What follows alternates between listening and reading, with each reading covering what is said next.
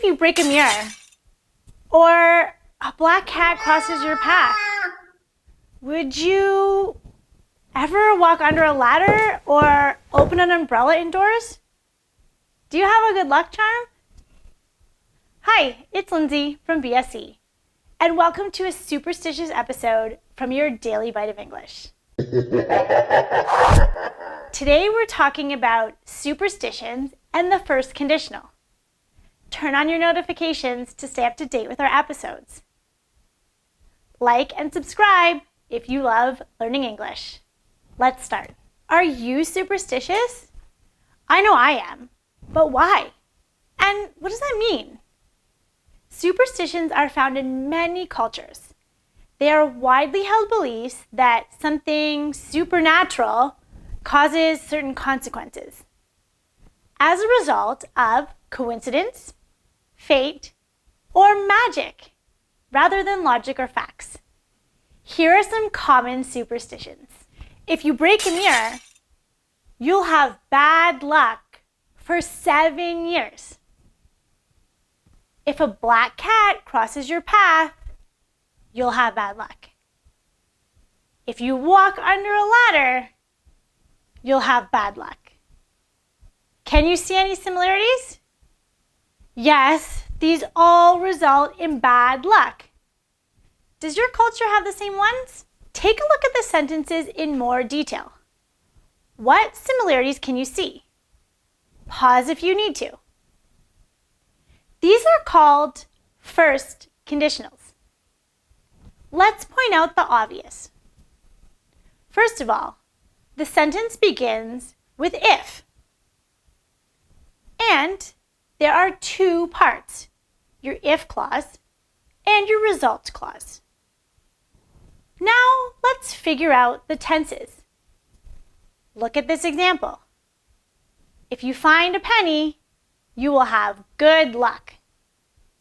The if clause uses the present simple, and the result clause is in the future simple. We use first conditionals for more than just superstitions. It is used for true and possible situations in the present or the future. For example, if it rains, I won't go to the beach today. But let's get back to superstitions.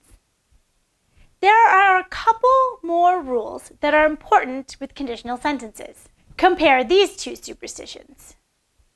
You will have good fortune if you find a 4-leaf clover. If your palm is itchy, you will get money. Did you notice the differences?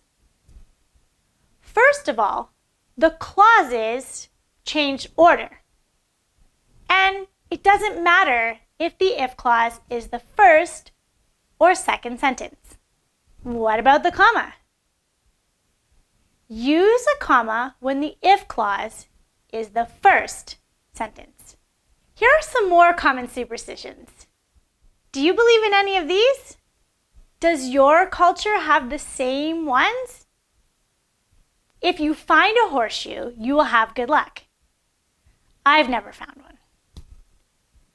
You'll have bad luck if you spill the salt. So be careful at dinner time.